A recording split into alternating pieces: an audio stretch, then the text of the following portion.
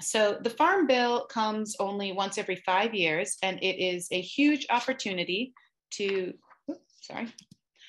make changes to our food and farm system. We have found that time and time again, we've tried to shift government support away from industrial agriculture and toward more resilient and equitable food system. But we have failed because big agriculture interests control the narrative surrounding the agricultural policy debate. We believe the first place to start is exposing how industrial agriculture props up their business model by externalizing their costs onto folks like us, and how they use well-funded advertising and lobbying campaigns that perpetuate myths that their system is the only way forward. For decades, these myths have persuaded policymakers that there is no alternative to our current consolidated food system. And so our goal today is to arm you with all of this information to help change the narrative. So to start with, I just want to touch on a few basic premises that we operate from and our lens, so we're all on the same page before we dive in a little deeper. Consolidation in the food industry has reached a point where the top 4 firms in almost every sector have acquired abusive levels of power. Economists say that when the top 4 companies in a sector control more than 40% of the market, abuses are likely. Well, today we're looking at numbers like these, 85% in beef processing. This is actually this chart needs to be updated. Chicken processing is now up to 60% and so on, you can see. This corporate control has allowed the top firms to reap record profits, paying lower prices to the farmers who produce our food and charging higher prices to consumers on the retail side. This influence also gives these companies undue power over our policymaking process. A handful of corporations ultimately control who farms, how they farm, and who gets to eat. So what is industrial agriculture? What are we talking about when we say that? Well, we've defined industrial agriculture as corporate-controlled system that relies on extractive, mechanized food production practices that prioritize excessive profit above people, animals, and the environment.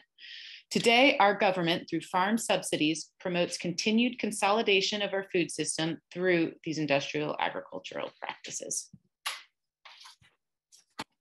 As a result of government policies and programs supported by the largest food corporations today, many farmers either find themselves raising feed grains, corn and soybeans, that support large meat companies like Pilgrim's Pride or Tyson, or they find themselves raising animals for these companies as contract growers.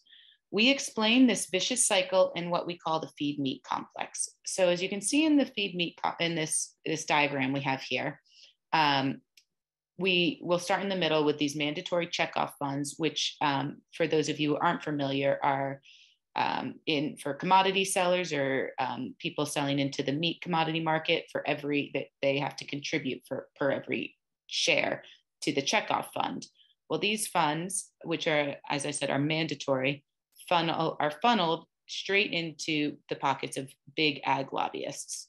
Also, who are funneling additional funds are just corporate revenue. So all of this money drives big ag to lobby for government subsidies that then go on to support and really incentivize further production of these commodity grains for livestock feed and this export meat industry. And so the cycle itself perpetuates. So we all have an opportunity in the upcoming 2023 Farm Bill debate to change this cycle and focus on producing food, not feed. So the Farm Bill cycle, after Farm Bill cycle, industrial agriculture has continued to further entrench itself into the center of our food system by propping itself up through the externalization of its true costs of production and by controlling the narrative through an aggressive myth-based marketing campaign. So let's take a moment to discuss this concept of externalized costs. By dominating our food and farm system, industrial agriculture has influenced policy so dramatically that they are no longer responsible for vast swaths of their production expenses. As you can see in this slide, these externalized costs are numerous and wide-ranging. They include everything from skyrocketing road maintenance expenses, from nonstop tractor trailer traffic, to drinking and recreational water contamination, to large-scale shifts in worker wage and safety standards. But it's this enormous list of environmental, labor, taxpayer, public health, and retail cost burdens that they've externalized. But these expenses must be accounted for somewhere, and they are eventually picked up by producers, consumers, workers, and taxpayers. And the burden of these costs falls disproportionately on socially disadvantaged communities. A recent report found that while US consumers spend $1.1 trillion on food each year, the true cost, which takes into account the impact industrial food production has on the environment, human health, workers, and more, is actually 3 times that amount, and must be paid in the form of healthcare costs, subsidies, and repairs to ecological disasters. Meanwhile, independent farmers and ranchers, who are more likely to bear all the costs of their production, giving industrial agriculture a leg up in the marketplace. For farmers who sell directly to the consumer or to retail, this discrepancy widens the gap of the price point paid by the consumer. Corporations openly acknowledge that the externalization of these costs is essential to their business models. Every time new regulation is introduced that would attempt to hold them accountable for an element of their operation, industry pushes back and tells us such regulations would be too costly and raise the price, would be too costly and would raise the price of food for consumers. What they neglect to say is that many of these regulations actually serve to level the playing field between industrial agricultural models and alternatives that they are using, and that they are using these excuses to price gouge consumers instead of assuming responsibility for their actions. If industrial agricultural interests were required to internalize their costs and mitigate these risks, they would not be economically competitive with independent farmers and ranchers. All right, so I just wanted to take a quick pause, and I get out of here for a second. And just, we're a small group, and I just thought we could take a moment, rather than me talk to everyone this entire time, and just get to know everybody else who's in here. I'm gonna come back and talk a little bit after this about the myths that Big Ag propagates, and we're gonna play a little game, so it would be good if we all knew each other. So I'm just gonna take a minute and see if everybody wants to introduce themselves. So I'm Sarah, maybe say where they're from and what they are, what they are most interested in coming to Regenerate, what drew them to this conference and webinar.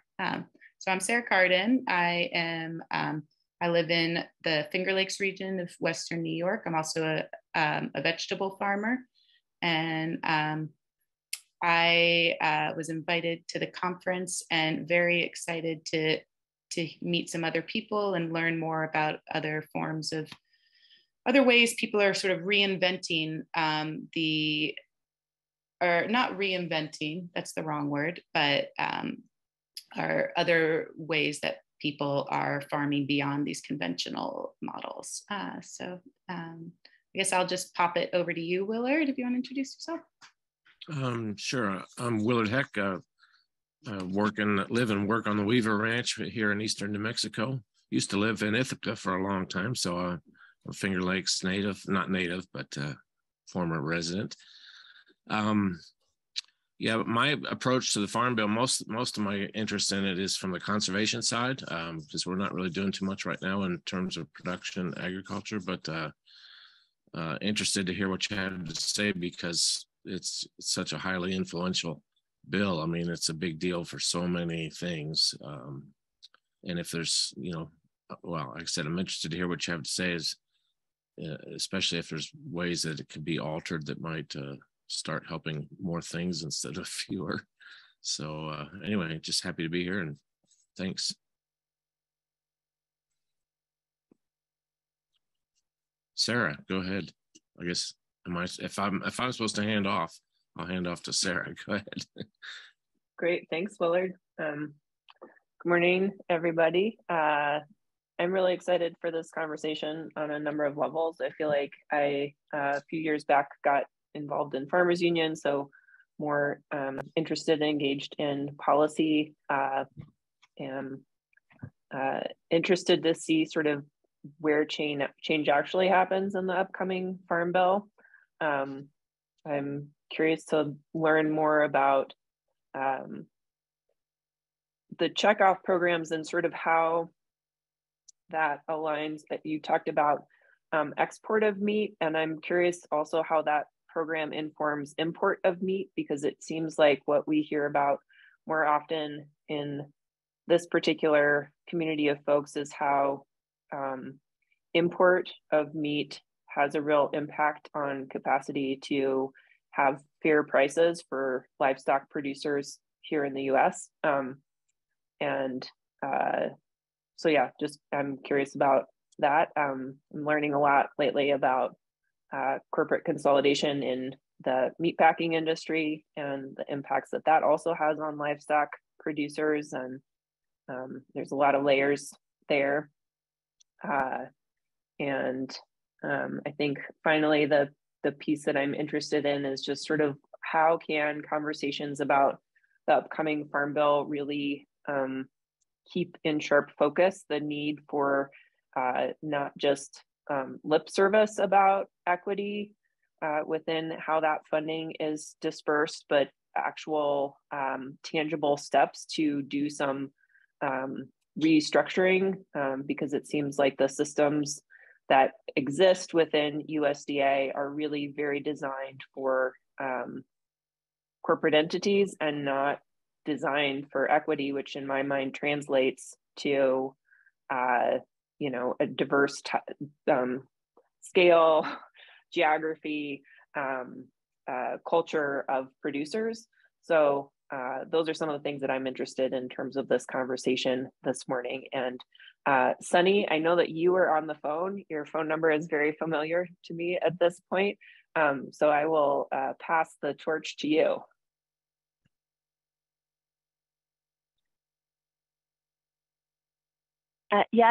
Good morning, everyone who is listening. I think for me, I'm always curious.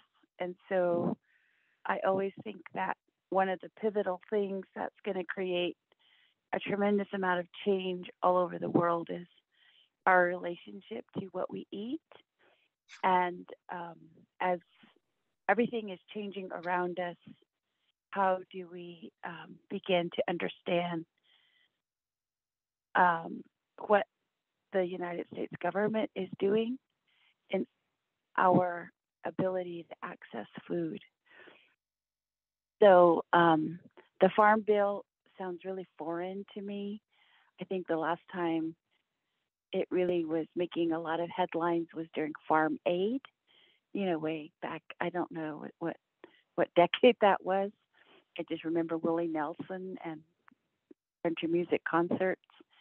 And I know in some, I don't know how soon it'll happen, but there might be cases going to the Supreme Court, or maybe there are cases already going to the Supreme Court regarding food and our accessibility to it, and actually just what we are eating.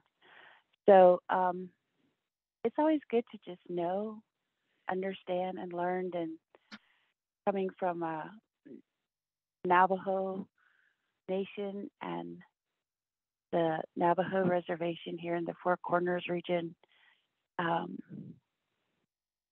there's just a lot of apprehension around the United States Department of Agriculture, because there's not a whole lot of, there's probably a lot of relationship to it, but your general, ordinary Navajo person is very suspicious of it. So I'm coming from that point of view. And whoever wants to go next, I hand it off to you. I can't see you, so go ahead and be brave and introduce yourself. Thank you.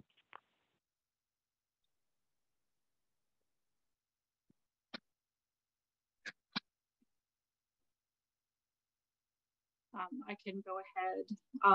My name is Amanda Cather, and I am here with a couple of different hats on. One is I'm a small-scale livestock producer here in Maryland, and my other hat is that I'm the Mid-Atlantic Program Manager for American Farmland Trust. And so obviously American Farmland Trust has some interest in the Farm Bill and has some national policy folks working on Farm Bill issues. And we are also a determinedly nonpartisan organization. So some of my personal interest in the Farm Bill sometimes gets subsumed under the nonpartisan nature of our organization's work. On the other hand, I do think it's important to try to come to some consensus around what we can do to move agriculture forward in our country towards that more diverse geography and types of producers. So I'm very interested in all the conversations that are happening around the Farm Bill, and it's been interesting in the last couple of, so as a producer, until I started working for AFT and for my previous organization, the Million Acre Challenge, I never interacted with USDA programs, and I've been a farmer for 25 years. So those programs were not serving me at all. And and like Sunny, was extremely suspicious of them and didn't want much to do with them, and now kind of find myself on the side of trying to encourage producers to take advantage of them. And so trying to figure out how to subvert that, subvert the system that does not necessarily appeal to that diversity of producers, whether that's diversity in terms of geography or scale or racial background or gender identity.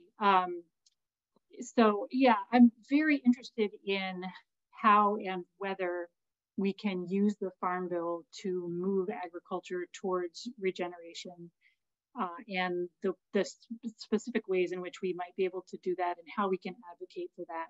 So thank you for hosting this session.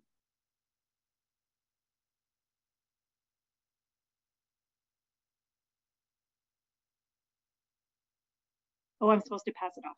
I'm sorry. Let's see who hasn't gone yet. Mike, if you're there, or West, or Lynn.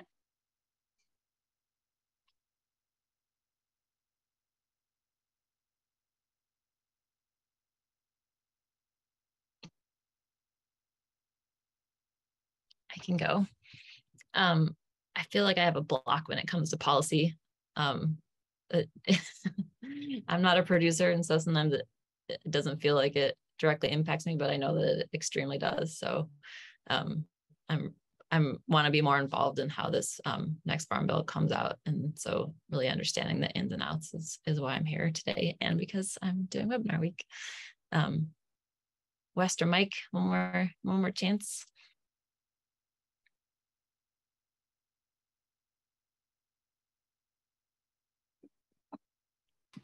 All right, well, I'll steal it back from you all then for a moment. And if West or Mike wanted to come back and say hi, that's great. I'm gonna stop.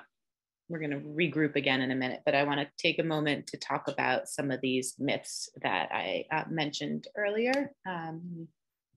Share my screen.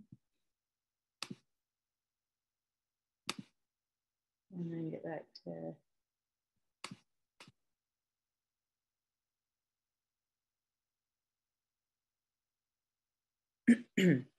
okay, so excuse me.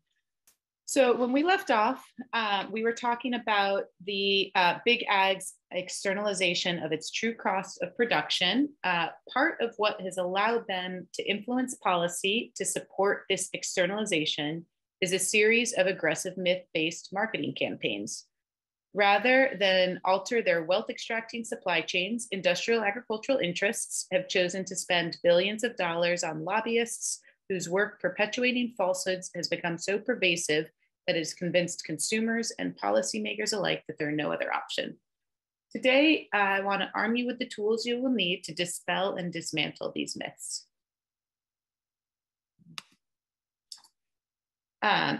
So let's start by addressing one of the more well-known myths, which is that we need industrial agriculture to feed the world. Because international farm output is rising, there is this assumption that US agriculture must be responsible for feeding other countries. This is a myth. What we raise is feed for animals, not food for people. The feed meat complex that I described earlier dominates the majority of US ag production. Current US exports are not going to those nations with the highest levels of hunger or food insecurity, such as those found in Africa, South America, and the Middle East. Instead, US meat exports go primarily to developed and rapidly developing nations whose growing economic middle classes can afford to pay global prices for meat. So who is feeding the world? Well, it's actually not all that complicated. It turns out that 70 to 80% of the world is fed by small independent farms. Furthermore, analysis has shown that these farms could double or even triple their production without resorting to industrial agricultural models. The US considers itself this agricultural powerhouse, and yet 3 of the 4 most recent years, we've actually started to report an agricultural trade deficit, which means that we are importing more agricultural products than we are exporting. Our farm system has put so many resources into supporting this meat, feed, grain export industry that we no longer can feed ourselves and are growing increasingly dependent on countries like Mexico for food for our own communities. So let me give you another example of a myth that to people here may be a little easier to break down than it is to the average consumer, but it is equally as pervasive, and that's that there are no real alternatives to industrial agri-food system. Many of you have probably encountered this in some form or the other before, but the vast majority of the public do not believe that viable alternatives exist. While the pandemic has helped to highlight some of the more regional regenerative food production systems, most people think these alternatives are more like hobbies, or they're too expensive or inaccessible, or something that would, only be of interest to a foodie. And so it's hard for many people to believe that there are systems in place that, if given a similar level of support that is provided to industrial models, that they could provide viable alternatives for both producers and consumers. There are systems already that exist that could feed and support our communities.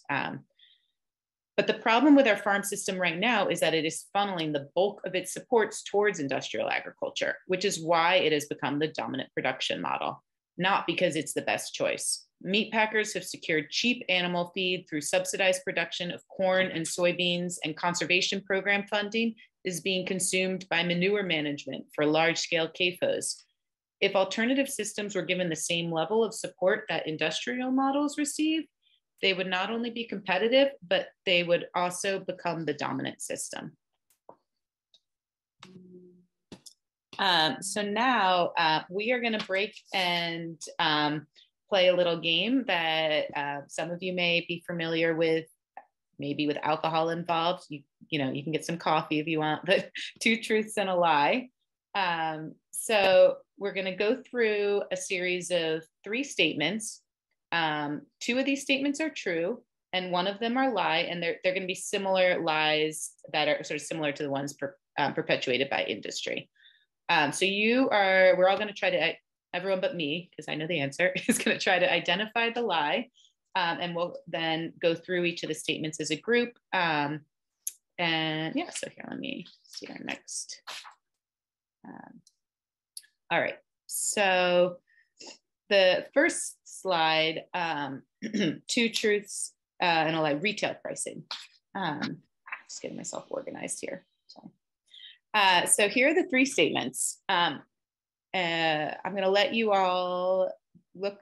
I guess I'll read them out loud if that would be helpful, but you guys can it's probably actually easier if you just read it to yourselves. Or no, we have some folks on the phone. Okay, so when food industries experience the kind of extreme levels of consolidation we are seeing today in the name of efficiency, consumers can end up paying more for their food. consolidation, that's statement one. Statement two is consolidation in processing and retail leads to fewer potential buyers for farmers and ranchers, undercutting their bargaining power and forcing them to sell at whatever price they can get. And statement three, the efficiency and scale of industrial farms keep the retail prices of their products lower on average compared to food produced locally, organically, or regeneratively. So does anybody here want to jump in and say which they think is the lie, or have a conversation about it?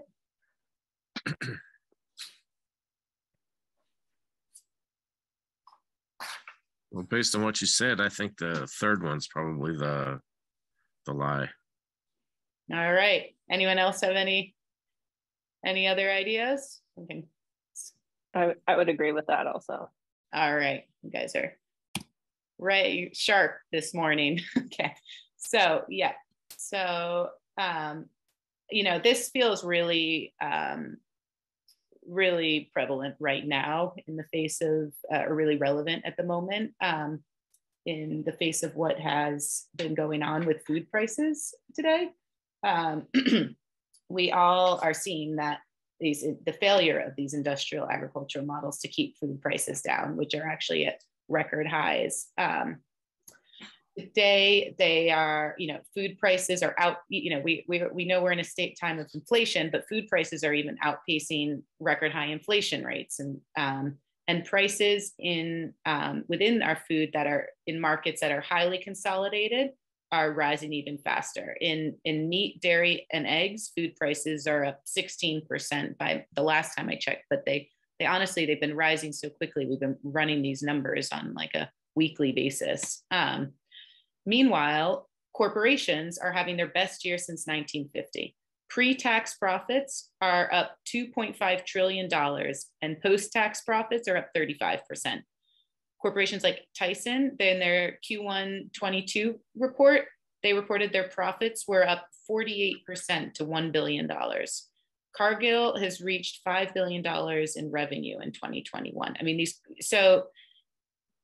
corporate, and this is something we talk about a lot at Farm Action, is this price gouging in the face of using excuse, and it's just become really, really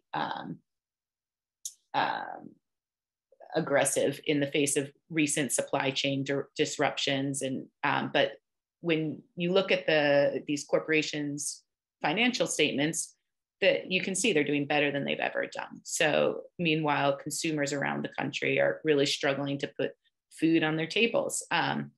Furthermore, it's important to note that, there were, in our history of agriculture, there have been enormous gains in efficiency, but the limits of these gains were reached decades ago. And I could go more into that, but there's been a consolidation that's driven a loss in R&D and whatnot, but these systems aren't growing more efficient. But food prices continue to climb, and instead we're seeing more Americans than ever classified as food insecure. Over the past 50 years, our food system has undergone a period of intense consolidation. So today, corporations wield unchecked power with only a handful of corporations dominant in each industry. There's just no competition left to stop these rampant price gouging. So yeah, anybody have any questions or comments? Oh, I see a hand. Sunny. Yeah, I can't see your PowerPoint, but who are the leading food industrialists, companies, and then why is there nothing, why is there no media around what's happening? Because as a consumer, the people that I know are, yes, we are experiencing high prices at the grocery store. Yet at the same time, it's like we don't know the profits that are being made. And I kind of think because of politics, we're blaming the wrong person. A friend of mine who lives in Tennessee said, this past week that her prices have really gone up, and it's all because of the organic farmers. And I was just like, well, where did you get that information?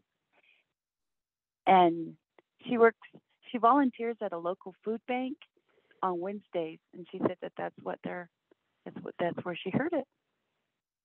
And I just, I had to try to tell her that that's not the case. But I think if there was just a list out there floating around, like let's just say Tyson, and this is how much their shareholders are making at this time during the pandemic, or as we're re-entering into whatever this phase is, I think it would really help us. And then kind of make a reference, get acquainted with the Farm Bill or something like that. That's just a suggestion. And I'll go back to mute. Thank you.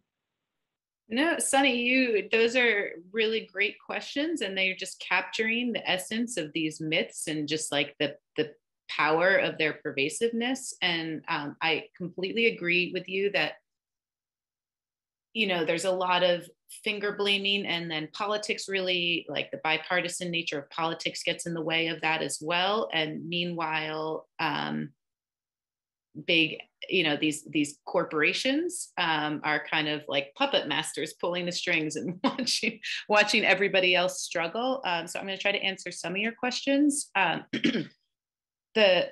The first, as I got it, is who are we talking about, which is a great question. We're talking about, so I started in this presentation talking about how consolidated our industries are. So when you talk about beef, 85% of the market is controlled by 4 corporations. You've got JBS and Cargill and National Beef, and I don't have all the, I sometimes mix up but yeah, there's, and then in chicken, you've got in chicken processing, there's another 4 that control 60% of the market. And this is also across, cereal in like snack foods. There's just, you were talking about Smithfield, and in snack foods, we're talking about Kellogg's, and we're talking about PepsiCo, and we're talking about like all of there's just not that many players out there.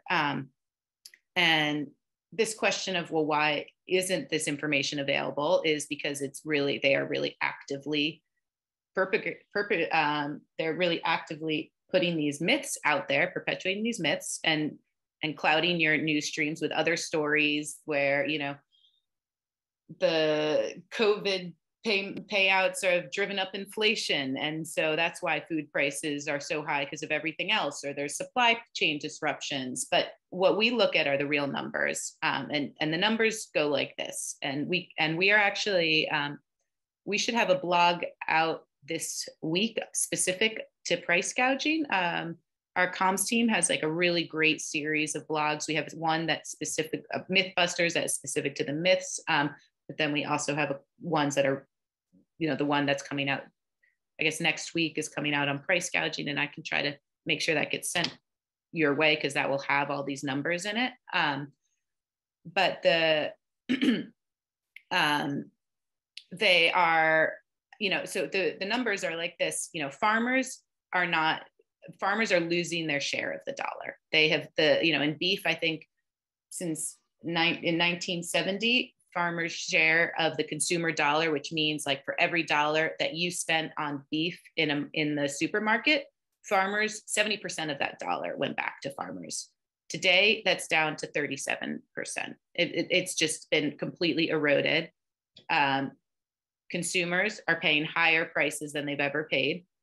But as I sort of touched on, the meat packers, big retail, that's another one. Places like Walmart, Albertson, Kroger's have been in the news a lot today, because they're proposing to merge. They're 2 of the biggest grocers out there.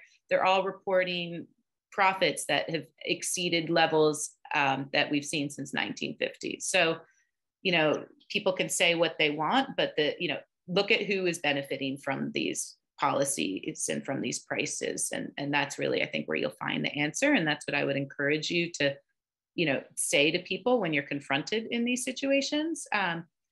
And yeah, I'll also put in the chat, our website to get to folks so you can see all of our blogs that address some of these various issues.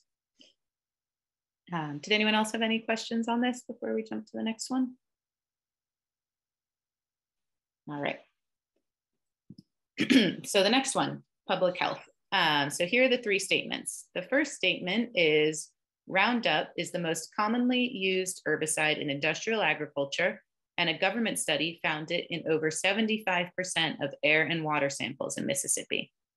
Statement two, glyphosate exposure, the active ingredient in Roundup, has been linked to increased rates of chronic diseases like cancer, Alzheimer's, and Parkinson's. And statement three, because it affects the chemical pathway that mammals do not have and then breaks down into natural materials, Roundup is safe to use near humans and pets.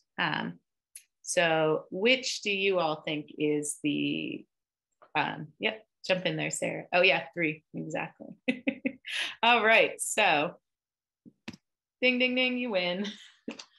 So yes, because it affects a chemical pathway that mammals do not have and then breaks down into natural materials, Roundup is safe to use near humans and pets. This is not true. There is mountains of evidence that have linked glyphosate exposure to a huge series of health effects.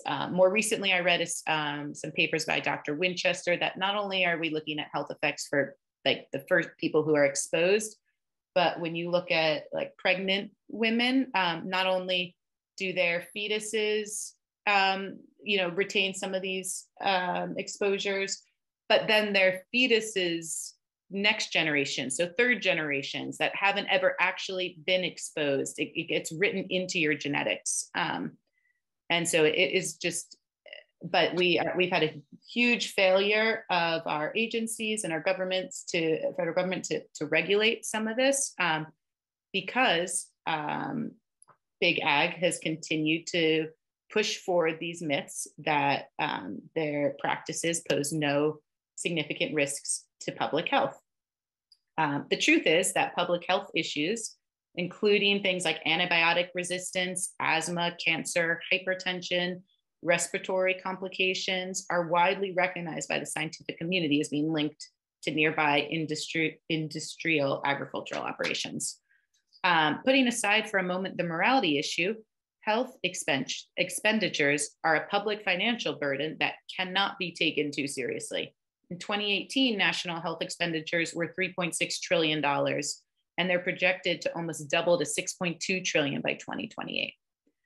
A report from the National Academy of Sciences of the US found that ammonia from livestock manure and fertilizer application, dust from tillage and livestock, and fumes from agriculture-related fossil fuel combustion resulted in 17,900 air quality-related deaths in the US annually. And not only are the industrial ag production models harmful to human health, but the pressure placed by big ag lobbyists in Washington has created a system with backwards incentives. So instead of incentivizing the production of healthy, nutritious food for our communities, our farming and food system put all of its resources into the production of cheap sugars, fats, and animal feed to fuel a meat and feed export industry. These backwards incentives have further fueled our health epidemic by contributing to dietary-related diseases, which are the leading cause of preventable deaths in the US. So at the most basic level, it's very clear that when we talk about industrial agriculture, food is not medicine, and we need to approach the treatment of our soil, of our plants, and our livestock with the same level of respect we give to human health, because they cannot be separated into silos and one affects the other. So do we have any questions or any personal encounters with this in anyone else's lives? We've got one in the chat here. Oh, thanks. Sorry, I can't really see that. I can read it if you want. That'd be great. Thanks. From West, out of curiosity, does anyone know how other countries went about getting things like glyphosate banned? What do we need to do differently considering the science supports that decision? So I don't know if anyone else has anything to add, but there's a really interesting story out this morning if anyone's been following, Mexico had in 2020, their president announced that they were going to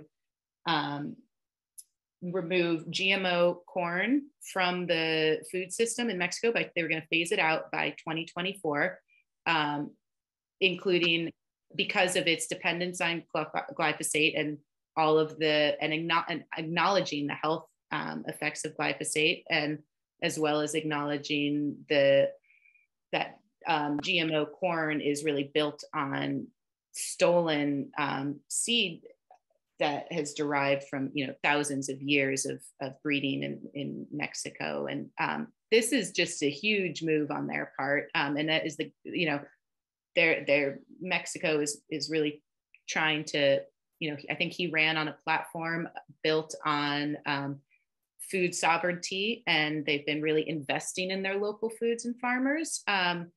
And they are also right now one of the biggest markets for US corn to be exported to. So this is huge. And they have said, we're not going to, they acknowledge that I read an article this morning. It's like, I don't know, 8 million tons of corn a year that they have to make up for production. And they're just building up local systems on that. And that to me just is, is Mexico saying, no, it's standing up to industrial ag production models in a way that the US just refuses to do.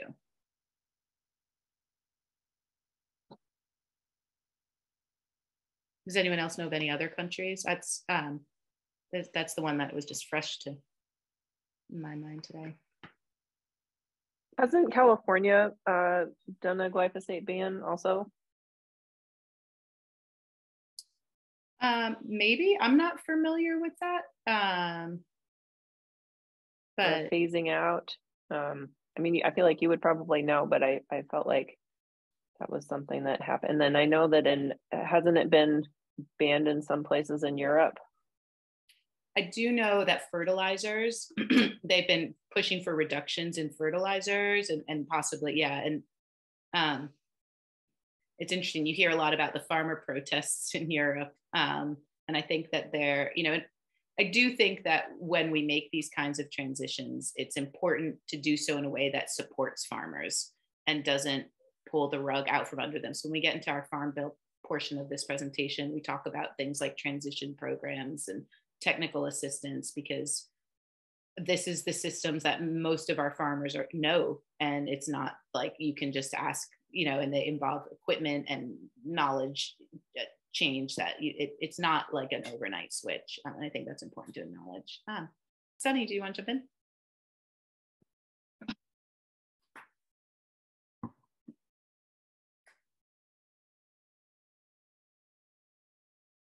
Sunny, I'm not sure if you wanted to say, your hand is up, but maybe that was from before. Oh, I forgot to unmute myself. I'm sorry. With the industrial food industries, are there any dotted lines between pharmaceutical industries? That's question one. And then question two is, I know that the European Union has a really strong food policy, and I can eat Italian wheat, but I cannot eat American wheat because of the GMO stuff. And I have a really bad reaction when I eat American wheat. So that's my connection to food industry and pharmaceutical industry. Is there a connection there somewhere? Just as a curiosity, I'll go back to mute. Thank you.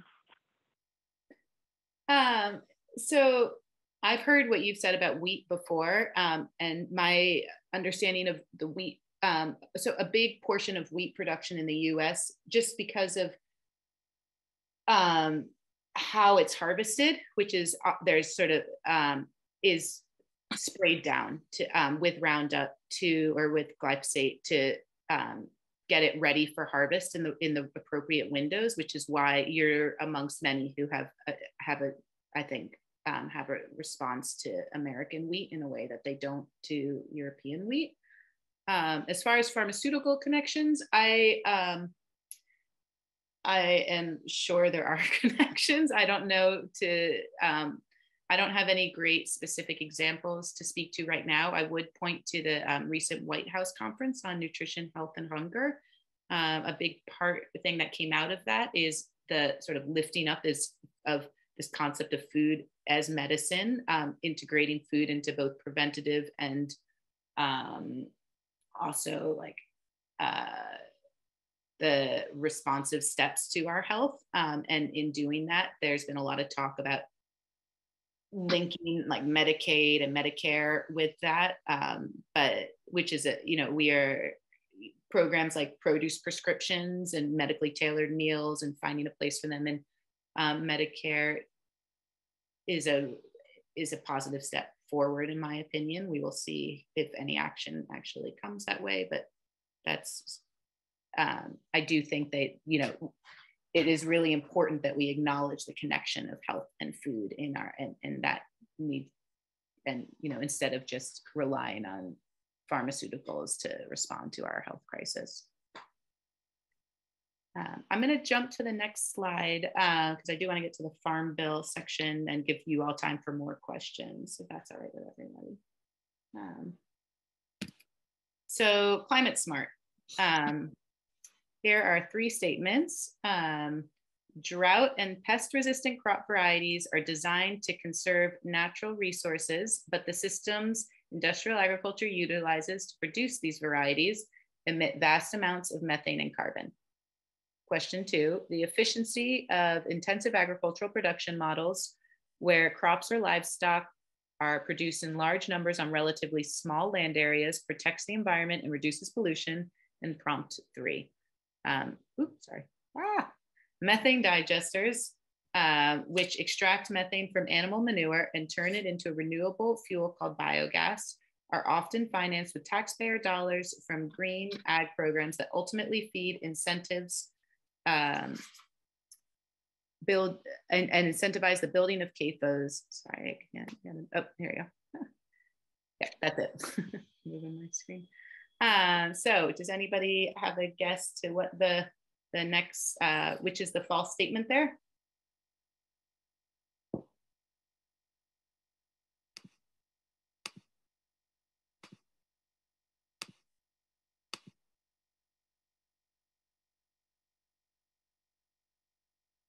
This is a little bit of a trickier one. There's a couple 2s in the chat. Oh, thank you. All right, well, you guys got it. All right. So the efficiency of intensive agricultural production models where crops or livestock are produced in large numbers on relatively small land areas protects the environment and reduces pollution is just wildly inaccurate. We see huge amounts of, if we look at the biggest, contributors to emissions and to water pollution and to all of our other environmental effects, is they're coming from highly concentrated industrialized productions. So every day we see more evidence of environmental damage caused by industrial ag's toxic, extractive, inefficient, and carbon intensive practices. They hide behind this claim that this increased efficiency of their intensive production model protects the environment and reduces pollution. But this is a false narrative. The truth is that their profit-driven models are as inefficient as they are environmentally destructive. Instead of using cropland to feed people, Big Ag uses about 50% of US cropland to feed livestock, much of which is being shipped abroad to feed an ever-growing demand for meat in developing countries, and thus continues to perpetuate the inefficient and sprawling feed-meat complex that we've been talking about. And instead of accepting responsibility, they pass along the costs of the cleanups to taxpayers, family farmers, and rural communities. So does anyone have any questions about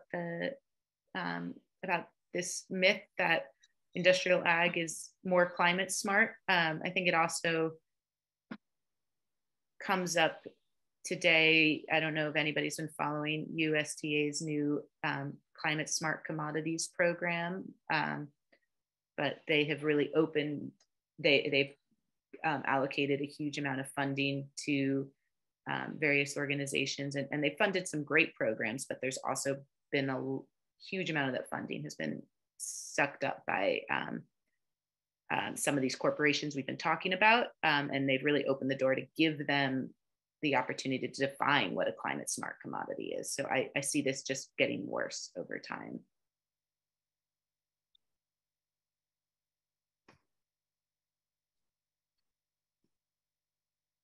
All right, we can jump to the next one then.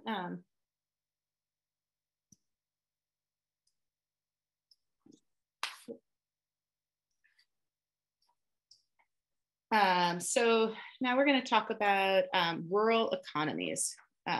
So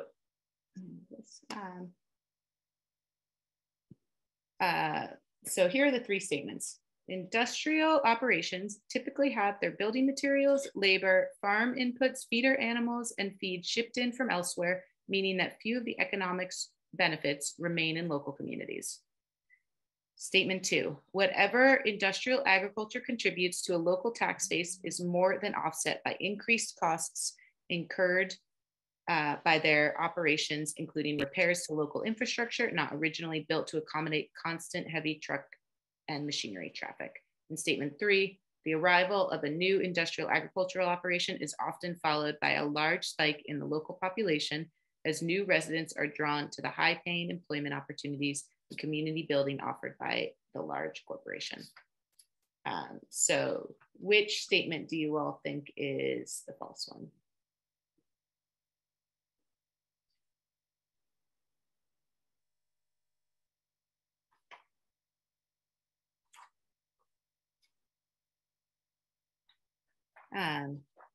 I can't see the chat, but I saw something come in there. Anybody? One. So that is a great guess, but I'm glad I got to trick you guys at least once. It makes me feel like I'm teaching you guys something, hopefully. Industrial operations don't source locally for the most part. They are bringing in all of their materials, and it's one of the ways that they really extract from rural economies, which originally would have been based on people, local farmers buying their materials and their inputs locally from the local feed store, the local farm supply store, banking locally, and then spending their profits locally. Whereas instead, what you see with industrial operations is they have large consolidated operational bases. They will input a lot of their materials. They'll input labor a lot of the time, and they will bank back in their large centralized banks, and then their profits go to Wall Street or they go to other countries. And so they just extract all of and then they leave these rural economies with the bill, with road issues and water pollution and manure to deal with, and decreased tax and decreased property values. And so the false statement here is that this arrival of new industrial agriculture operation is followed by large spike in the local population. If you look around rural America, rural areas are experiencing huge rates of depopulation. They've just been, there's no longer job opportunity. People are moving out as quickly as they can. It's just, they're just not, you just hear time and time again from folks where there was 4 schools and a hospital. There's no hospital in one school. I think I saw Senator Tester had a good line where he's down to his district in Montana is down from 4 bars to 1, which is how he knows that they've lost their population. So the truth is that economic benefits industrial agricultural claim to offer rural communities are short-lived and vastly outnumbered by the damage they inflict on communities' economic, civic, physical, and environmental well-being. 70 years of academic research documenting the impact of industrial agriculture on rural communities and quality of life found that 82% of communities experience detrimental economic, civic, and environmental effects because of industrial agriculture. One Iowa community estimated that the presence of CAFOs finishing 45,000 hogs annually increased road gravel costs by 20,000 a year. Similarly, a Colorado study estimated that a 20,000 head cattle feedlot increased local road repair costs by $6,447 per mile from trucks hauling feed and livestock. And a 2015 study that reviewed thousands of assessed property values for residents located within 7-mile radius of a CAFO concluded that the negative valuation impacts reported in earlier studies ranged from 3.1 to 26% losses, depending on multiple factors. And that properties immediately abutting a CAFO could be diminished as much as 88%. So not only does industrial agriculture place a real financial burden on rural communities, but it also extracts all of the wealth. As I talked about, these large industrial operations tend to import most of their inputs, and now they're exporting all of the savings and profits out of those communities. So the facts don't lie. Industrial ag production models are not good for rural communities. They cause tremendous environmental and infrastructural damages, pose public health risks, lower worker wage and safety standards, lower property values, and extract wealth and resources from communities while leaving a trail of damages. Okay, and now we're on to, I'm gonna just run through this last one so we can get to the Farm Bill and leave you guys some time for some other questions. But the last myth is all about that industrial agriculture is inevitable. And if you look at these three statements, here is the lie, similar to what they will propagate, that following key technological advances, the vertically integrated business model for poultry, beef, and pork production developed naturally out of consumer choices or farmer preferences. The truth is that industrial agriculture is the product of intentional policy decisions on the part of federal agencies and other decision makers who promoted it as the future of agriculture. For much of America's history, US family farmers fed their communities and were integrated into their local economies. This all began to change in the 1970s when anti-regulation economics began to influence politics. USDA Secretary Earl Butz was the original get big or get out father of industrial agriculture. Serving under President Nixon, he began to divert the agency's support for the family farm model toward the interests of agribusiness. Farm size and farm debt swelled at this time, and eventually that bubble had to pop, leading to the devastating farm crisis of the 1980s. But the damage had been done, and corporations that had begun to build wealth off the backs of farmers and workers thrived and continued to increase their dominance. Since then, nearly every farm bill has aided the corporate takeover of our food system. Consumers and producers had nothing to do with the evolution of industrial agriculture's dominance. It's a clear result of politicians working alongside corporations to promote agribusiness interests at the expense of the farmer, the worker, and the consumer. So does anybody, before I jump into the Farm Bill, does anybody want to pause, ask questions, stretch for a minute? I know it's been an hour bathroom break.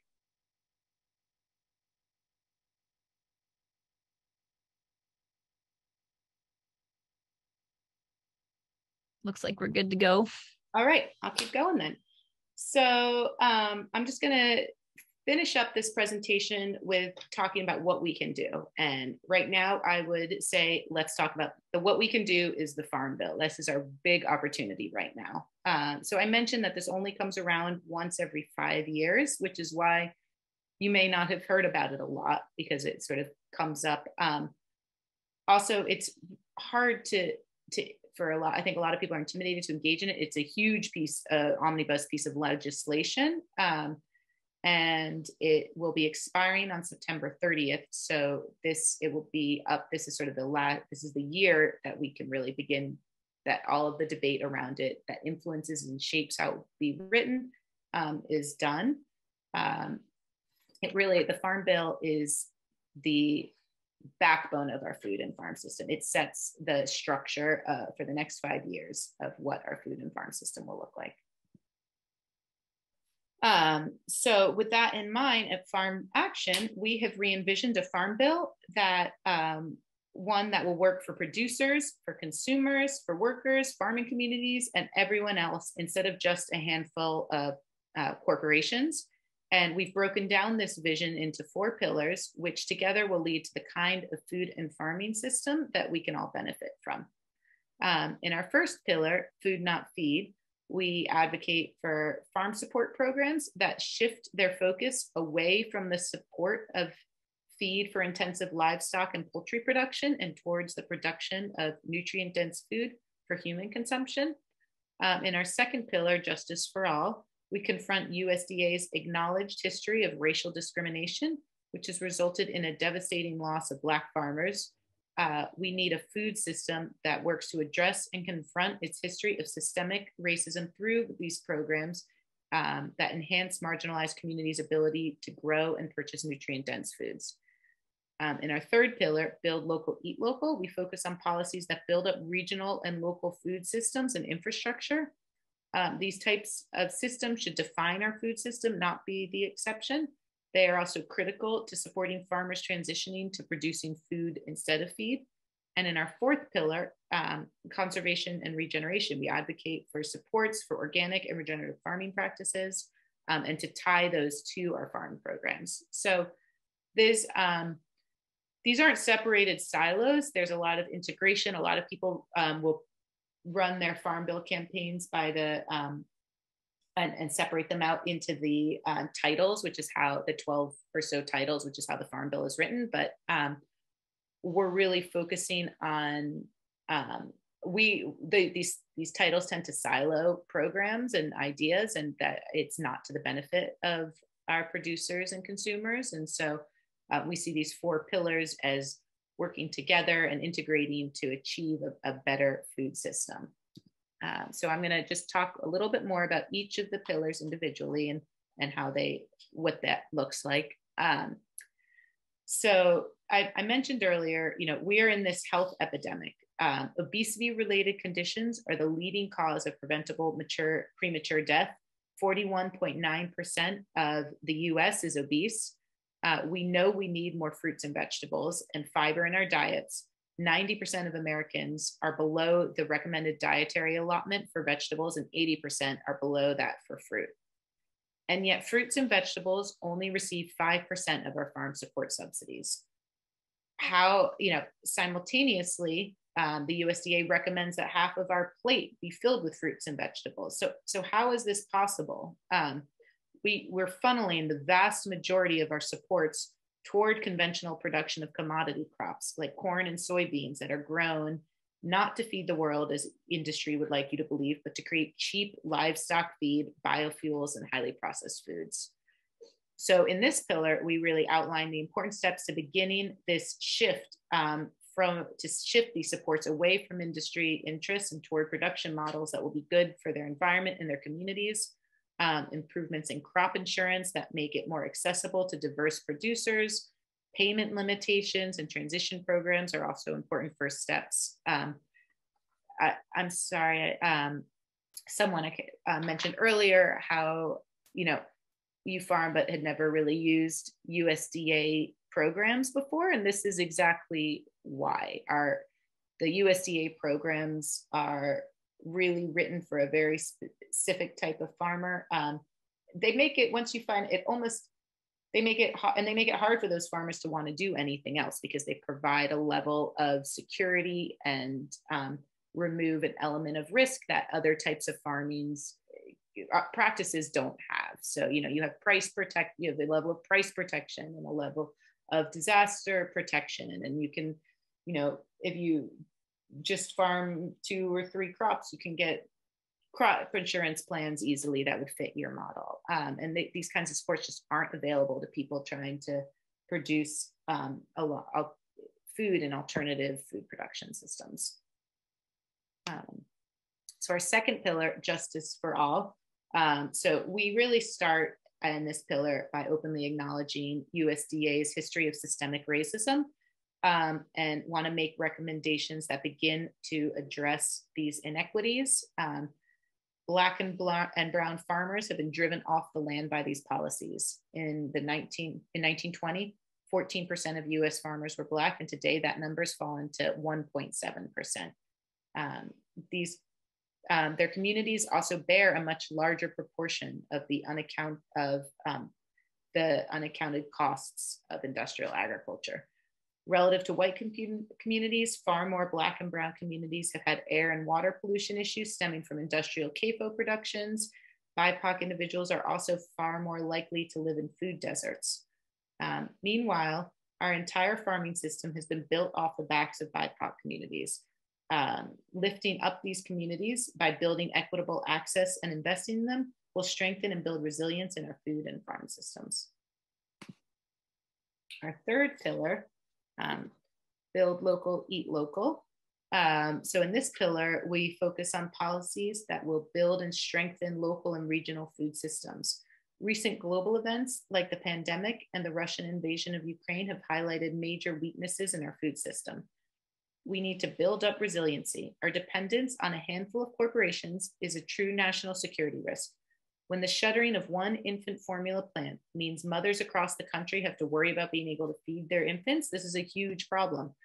So in this pillar, we both address recommendations to strip corporations of their excessive market power while simultaneously building up and supporting local and regional food systems. And then our fourth pillar, conservation and regeneration. And in this pillar, we focus on policies that support conservation and regenerative farming practices. We want to point out not only that this is good for the environment, but it's also critical to building resiliency within our food and farming system. Healthier soils and are going to be better able to withstand these increasing events of extreme weather, flood, drought. There's increasing studies available that show, those moments are when you really see a huge difference in yields between regenerative practices and conventional practices. At Farm Action, I'll say we take a slightly different or unique, a lot of groups are focused, environmental groups are really advocating for conservation, increased conservation funding, and we support them in all of that. But we also think it's really important to tie these programs to tie conservation practices to the farm support programs. That, if we can dissolve the separation between farm support programs and conservation practices, then this is critical to making these practices more of the mainstream model than just sort of the exception. So then what can we do? These are, you should reach out to your elected officials. I wasn't sure where folks were going to be from. These are some elected officials from the Four Corners region that serve on the Senate or House Ag committees. Those, if your representative serve on one of those two committees, they will have an outsized portion in writing and influencing the Farm Bill. Even if they don't, let them know why you care. They need to understand why these policies that we're advocating for matter, what kind of difference that they will make to their constituents, and because you can be sure that they're hearing from the other side about why the world is going to starve if they don't give more money to support CAFO production or huge consolidated corporations. So the other thing I wanted to point out is we have a campaign page. Let's see if this will load. Here we go. At Farm Action that has a bunch of resources that you may find useful. So if you go to our website, which is farmaction.us, and then you go to this campaigns and come to here, this is where this lives, and I can send this out. We have a bunch of campaign materials on here. Included in there are a couple things you might find useful. We have a primer, which will just walk down. The primer breaks down a lot of the basic terms for people who are getting new to Farm Bill advocacy. It breaks down some of the programs that you may need to understand and may just make you feel a little bit more secure and confident in your own advocacy work. We also have this handbook available, which is, details within the structure of these 4 pillars are specific policy recommendations to start to make these to start to achieve some of these objectives, and we can go into detail there. And we have a feature where you can email, if you want to keep it real easy, just click on this and you can email. I don't know, my internet can handle this, but right now, but you can email your legislators our handbook from there, and you can personalize your message. It can just be a 1-click, let them know this is, these are some good ideas that will help. And then we also have this toolkit. So for those of you who are here and, representing organizations who may not have their own farm bill materials, if you download our toolkit, you can get all of that plus some of our legislative fact sheets, but it's unbranded. And so you can edit them and sort of brand it with your own branding, make it, change it to fit your own, maybe you're focused on one of those pillars, but we do have those tools available. So I just wanted to make sure that you all knew that. And then with that, I'm going to give you your screens back, and we can pause. And if anybody has any questions, we've got a few more minutes left.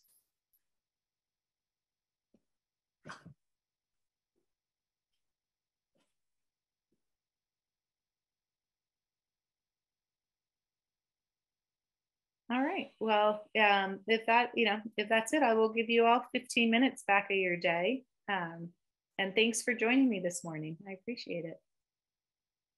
That was really amazing information. Thank you so much, Sarah. It's really helpful. I'm looking forward to digging into some of those materials on your website. Yeah, I'll just make a quick comment. As I said earlier, I come to this from the conservation side more than anything, but this has been helpful to me because I've struggled with what I've considered a conflict between food production and conservation of wildlife and habitats and whatnot, because it seems like, in order to make enough food for everybody, we're going to have to cover the whole world in food production, and it's going to be, no habitat left. And this helps me think about that a little bit differently. I can see where there's not so much a conflict. If we could get back to regenerative practices on smaller farms as opposed to the industrial type situation, I can see that that's not as much conflict as maybe I thought. So anyway, thank you for this. Yeah, I'm glad. I think that is, something that a lot of us struggle with and think about. But, I think it, like you said, it starts with a different food system. Our one we have now is not efficient for a number of reasons I outlined, despite, what they would like what some folks would like you to believe. And, localized production, if we started growing food for ourselves, we'd have a lot more space available for that. But Sunny, you want to jump in?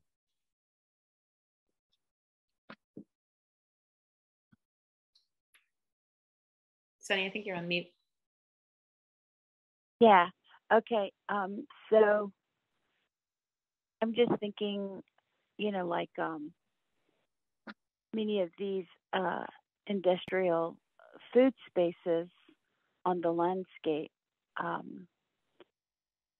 there's another government agency called the Environmental Protection Agency. I wonder if a connection can be made as to the toxicity and dead zones that these industries have created. Because I know that down in where the Mississippi dumps into the Gulf of Mexico, there's a parameter there of a number of miles that is nothing is growing. And, they just kind of cited that it's the chemical waste coming off of the valleys on both sides of the Mississippi River. It's just a curiosity and putting it out there to think of another aspect of what industrial agriculture does in dismantling the landscape. Yeah, I agree with you, and you know, we have been in conversations with the EPA about this, and we've been in work. You know, we have also have some allies who have led on some other conversations that the EPA has been slow to take authority on some of these issues, would be my short answer. But I also think that we need to continue to put pressure on them to better regulate. You know, they have the jurisdiction, like you pointed out, of our waterways, and that they really we need to continue to put pressure on them to protect our communities.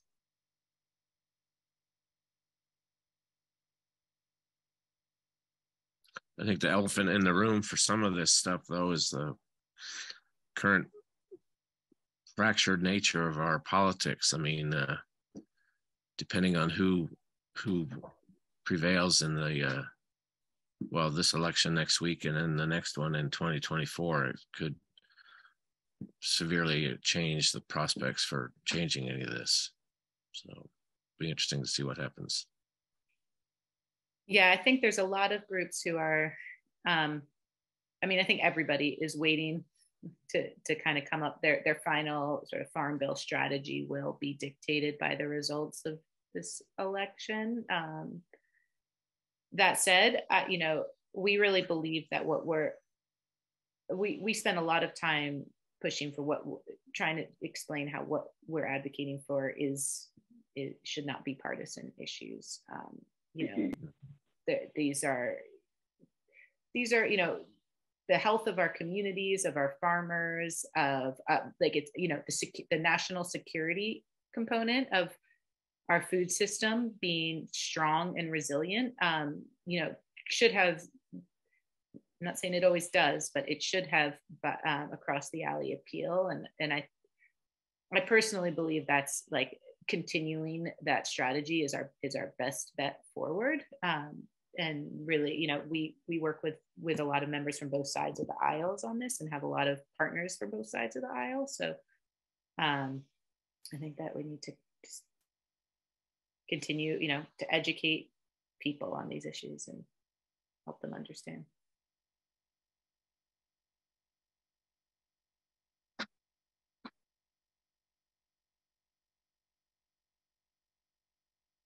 Anybody else? Last questions?